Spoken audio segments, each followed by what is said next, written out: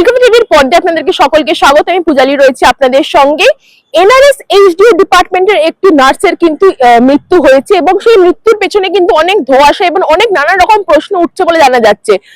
2024-এর August মাসে কিন্তু আরজিকর কাণ্ডের সেই কাণ্ড ঘটেছিল এবং ঠিক তার 2 বছর পেরিয়ে যাওয়ার পর কিন্তু এনআরএস এ কিন্তু আবার সেই নার্স এক রহস্য মৃত্যু কিন্তু উঠে আসছে। জানা যাচ্ছে এই রূপালী নামের যিনি ব্যক্তি মারা গেছেন তাকে সেই রূপালী বিবাহিত এবং দমদম থানার এলাকার বাসিন্দা বলে জানা যাচ্ছে। রূপালী এনআরএস এর এইচডিও ডিপার্টমেন্টের নার্স হিসেবে তিনি চাকরি করতেন এবং পরবর্তী ক্ষেত্রে জানা যাচ্ছে তার ইনজেকশন নিয়ে হৃদস্পন্দন আটকে যাওয়ার কারণে কিন্তু তার মৃত্যু হয়েছে বলে প্রাথমিক তদন্তে উঠে এসেছে। সেদিন রাত্রিবেলা কি ঘটেছিল, অর্থাৎ যেটা জানা যাচ্ছে রূপালীর বাড়ি পূর্ব মেদিনীপুরে, তিনি অরিজিনাল বাসিন্দা কিন্তু পূর্ব মেদিনীপুরের বিবাহিত জীবনের পর তিনি দমদম থানার এলাকার বাসিন্দা হয়ে শিফট করেন এবং পরবর্তী ক্ষেত্রে 1 বছর আগেই তার বিয়ে হয় বলে সূত্রের মারফত জানা যাচ্ছে। 12ই আগস্ট রাত 8টা নাগাদ থেকে এনআরএস এর এন্টালি ওয়ার্ড, যেখানে সন্তান প্রসবের যন্ত্রণার আগে মায়েদেরকে ভর্তি করা হয়, সেই ডিপার্টমেন্টেই কিন্তু রূপালী কাজ করছিলেন বলে জানা যাচ্ছে।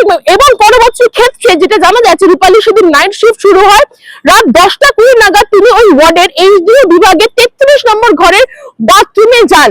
পরবর্তী ক্ষেত্রে এটা জানা যাচ্ছে তার সহকর্মীরা যখন তাকে ফোনে যোগাযোগ করতে পারছিলেন না এবং অনেকক্ষণ একটা লম্বা সময় পেরিয়ে যায়, তারপরে কিন্তু তার সহকর্মীরা, যাদের নাম আমি আরেকবার মেনশন করবো, একজন শেষমেশ মেহবুব আলম ও শ্রেয়া গাইন নামের 2 সহকর্মী দরজা ভেঙে রূপালীকে কিন্তু সেই ওয়াশরুম থেকে, অর্থাৎ সেই বাথরুম থেকে 33 নম্বর ওয়ার্ডের সেই বাথরুম থেকে রূপালীকে অচৈতন্য অবস্থায় দেখতে পান এবং তার পাশে কিন্তু তারা কিছু মেডিসিন দেখতে পান, যেখান থেকে জানা যাচ্ছে অস্ত্রোপচারের সময় তীব্র ব্যথা কমানোর জন্য যে ইনজেকশন ব্যবহার করা হয় সেটির 2টো ডোজ এবং অ্যানাস্থেসিয়া ব্যবহৃত ইনজেকশনের একসঙ্গে ছিলেন তরুণী নার্স। অর্থাৎ যেটা জানা যাচ্ছে রূপালী যখন অচৈতন্য অবস্থায় সেই বাথরুমে পড়েছিলেন, সেখান থেকে কিন্তু 2টো এমন ওষুধ অর্থাৎ ইনজেকশন পাওয়া গেছে, যেটা ইনজেকশন যে ব্যথা কমানোর জন্য কাজে লাগে এবং তার সাথে সাথে কিন্তু অ্যানাস্থেসিয়ার ইনজেকশনও কিন্তু সে নিয়েছিলেন বলে জানা যাচ্ছে। এবং প্রাথমিক তদন্ত অনুযায়ী এটা জানা যাচ্ছে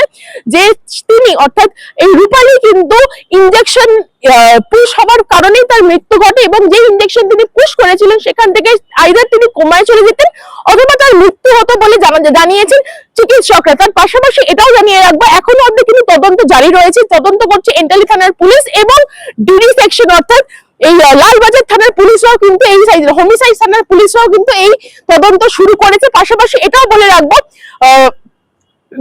ফেন্টানিল ইনজেকশন 2টো নিয়েছিলেন বলে তিনি প্রাথমিক তদন্তে উঠে এসেছে এবং মিয়াডেস আইভি একটা নিয়েছিলেন। তিনি শিরা ইনজেকশন দেওয়ার 2 মিনিটের মধ্যে কাজ শুরু এবং চিকিৎসক পদ্ধতির স্মৃতি অবরোধ কর্মরত ব্যবহৃত হয় এবং তার ফলেই তিনি যখন নিজেকে ফিল করছিলেন যে তার শরীরে কিছু একটা অসুস্থ হচ্ছে, তার পরবর্তী ক্ষেত্রে কিন্তু তিনি বাথরুমে যান এবং বাথরুমে গিয়ে কিন্তু তিনি আর ফিরে আসেননি, সেখানেই কিন্তু তার মৃত্যু হয়েছে বলে জানা যাচ্ছে। এবং প্রাথমিক তদন্তের অনুযায়ী জানা যাচ্ছে এই ইনজেকশনের কারণেই কিন্তু তার মৃত্যু হয়েছে এবং পাশাপাশি এই তদন্ত কিন্তু জারি রয়েছে।